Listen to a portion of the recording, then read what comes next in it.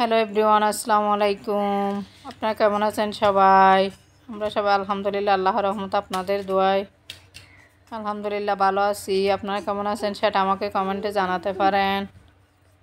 Video শুরুতেই যারা আমার ভিডিওতে ক্লিক করেছেন একটা লাইক দিন, প্লিজ একটা লাইক দিয়ে ভিডিওটি কন্টিনিউ করবেন। আর এখন আমি আলু ভর্তা করে নেব। আজকে একদম সিম্পল রান্নাবান্না করব। আলু ভর্তা, ডাল, পেঁপে ভর্তা, পেঁপে দিয়ে শোল মাছ, আর একটা অন্যরকম জিনিস আজকে আপনাদের সাথে শেয়ার করব। সেটা দেখতে হলে আপনাদের পুরো ভিডিও দেখতে হবে। এই যে এখন আমি আলু আর একসাথে আলুর চামড়া ছিলে নিয়ে আলু আর ডাল একসাথে সিদ্ধ করতে রাইস কুকারে বসিয়ে দিয়েছিলাম। সেখান থেকে নিয়ে এখন কাঁচামরিচগুলো সিদ্ধ করে নিয়েছিলাম। আজকে কাঁচামরিচ দিয়েই আলু ভর্তা করে নেব। এই যে মরিচটা চটকে এখন এটা মিক্স করে নেব আর কি।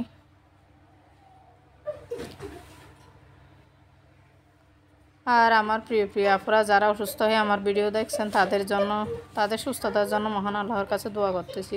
তারা যাতে সুস্থ হয়ে যান, ভালো হয়ে যান। যে এখন আমি মিক্স করে নিচ্ছি আর কি।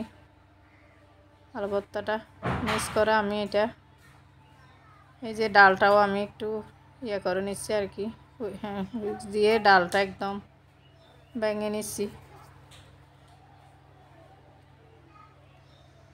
এখন আমি ডালে বাগার দিয়ে দেবো একটা। আমি এখানে ফোড়নে দারুচিনি আর গোটা চিকন জিরা দেব। আমি সবসময় ফোড়নে দারুচিনি আর ডালের মধ্যে জিরাটা ব্যবহার করি। এরপর অল্প একটু পেঁয়াজ দিয়ে হলুদ দিয়ে ডালটা ঢেলে দেবো আর কি।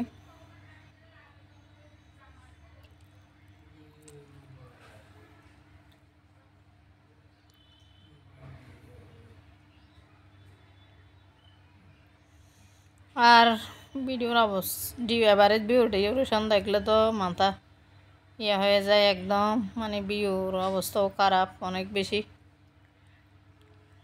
এই যে এখন ডালের মধ্যে আমি এখানে যে ফেনাগুলো আসছে সেগুলো একটু নিয়ে নিলাম। ময়লা ডালের ময়লা আর কি, এগুলো নিয়ে ফেলতেছি।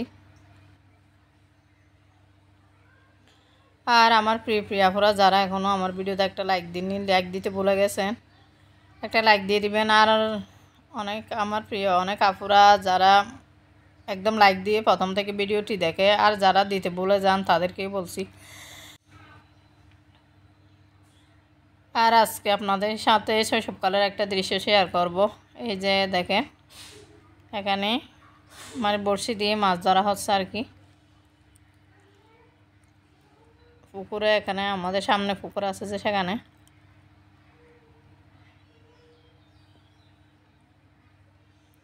এই যে এখানে আমার মেয়েও দাঁড়িয়ে আছে। মানে পুকুর থেকে অনেক রকমের মাছ, এই যে দেখেন মাছগুলো তেলাপিয়া মাছ, শোল মাছ, শিউরি মাছ এগুলোই পাইছে আর কি। এই যে দেখেন তেলাপিয়া মাছ বড়শি দিয়ে ধরছে। এই যে পুকুরগুলো অনেক বড় বড়। এই যে শোল মাছ,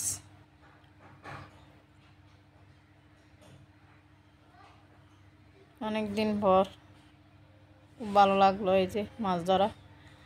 আর এখন আমি পেঁপের ভাজিটা করে নেব আর কি।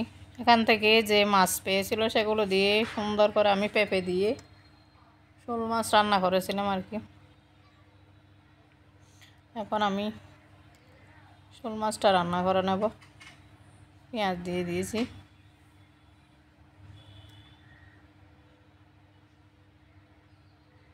এই যে এখন আমি ফোড়নের মধ্যে সাদা তিল আর কালো জিরা দিয়ে আমি শোল মাছ রান্না করবো আর কি। আমরা বাড়িতে সদস্য সংখ্যা কম, সেজন্য একদম কম রান্না করেছি। এখানে 4 টুকরা মাছ শুধু পেঁপে দিয়ে রান্না করব। আপনারা কখনো পেঁপে দিয়ে শোল মাছ খেয়েছেন কিনা সেটা কমেন্টে জানাতে পারেন। অনেক বেশি মজা হয়েছিল খেতে।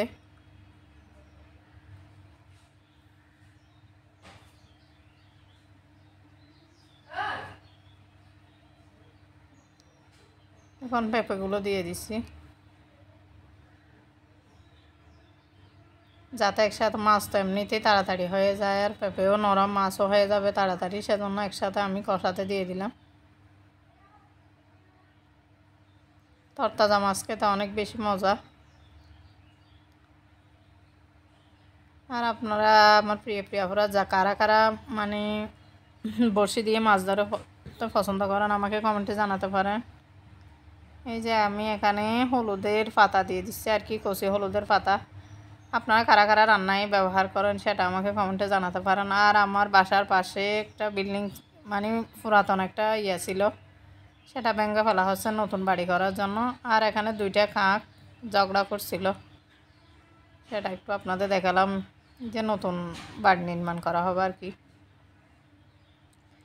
এখন আমি পেঁপেটা একটু গ্রেট করে নিচ্ছি, পেঁপে ভাজি করবো আর কি। আর আমি কখনো, বিশ্বাস করবেন জানি না, আমি কখনো পেঁপে ভাজি খাই নাই। এই যে আজকে প্রথম পেঁপেটা ভাজি করলাম গ্রেটারে গ্রেট করে, অনেক বেশি মজা হয়েছিল পেঁপেটা খেতে।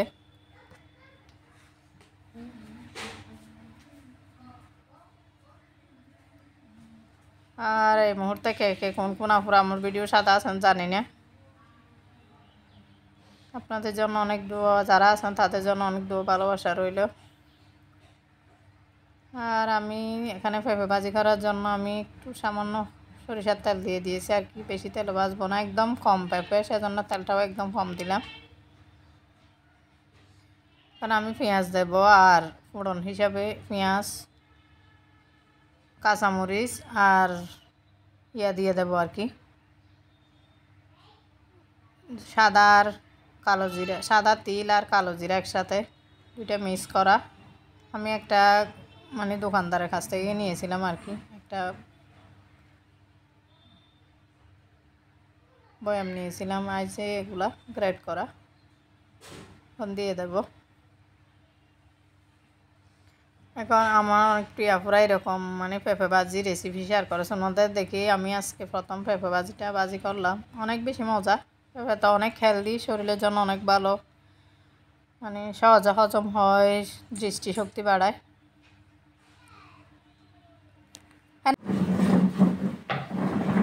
একটু করে হলুদ দিলাম, এখানে আমি আর কোনো মশলা ইউজ করব না, যে ভালো করে একটু লবণ দিয়ে দিলাম। এবার মিশিয়ে ভালো করে মিশিয়ে নেব বর্নিশে।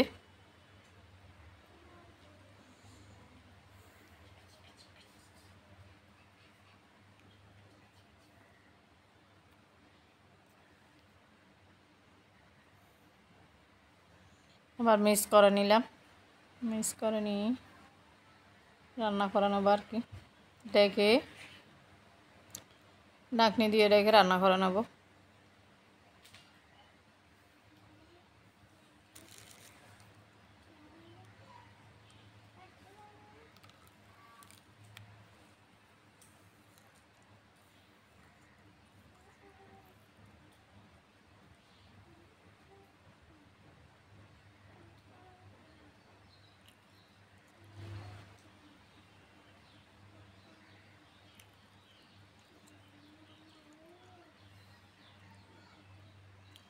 এরপর আমি আমার বাচ্চাকে নিয়ে একটু ছাদে গিয়েছিলাম বিকালের দিকে, ছাদের ভিউটিও আপনাদের সাথে একটু শেয়ার করলাম, ছাদ থেকে নিচের ভিউটা কেমন লাগছে কমেন্টে জানাবেন। আর একটু ফুল গাছগুলো আপনাদের একটু শেয়ার করলাম।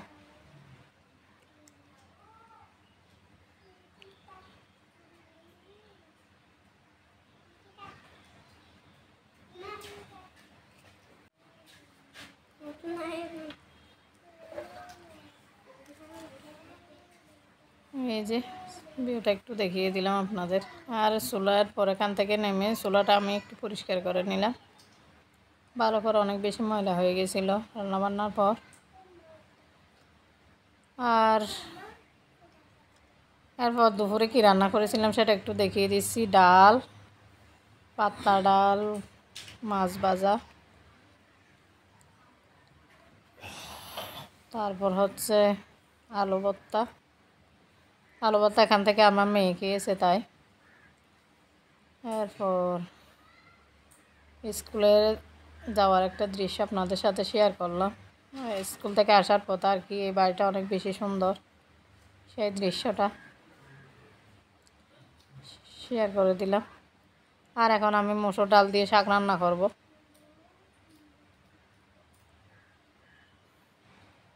ছুটির দিন ছিল, এটা ছিল বুধবারের ভিডিও। এই যে মসুর ডাল দিয়ে দেবো আর কি, দিয়ে একটু শাক রান্না করেছিলাম।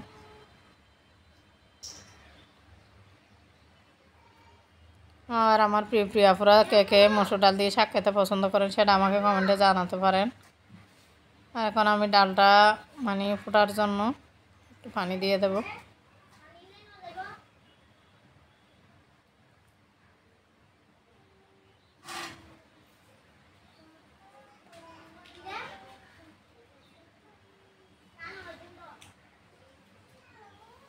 এই যে আমি এখানে পাট শাক রান্না করছিলাম আর কি, তিতা পাট শাক, অনেক বেশি মজা হয়েছিল। আপনারাও যারা, এটা তিতা পাট শাক না, এটা হালকা একটু তিতো আর কি। আমি মনে করছিলাম অনেক বেশি তিতা, কিন্তু তিতা এরকম তিতা না, খেতে অনেক বেশি মজা হয়েছিল। আর আপনারা কারা কারা এরকম তিতা পাট শাক এভাবে মসুর ডাল দিয়ে রান্না করে খেতে পছন্দ করেন আমাকে কমেন্টে জানাতে পারেন, আপনারা চাইলে আর কি। একটু লবণ দিয়ে দিলাম।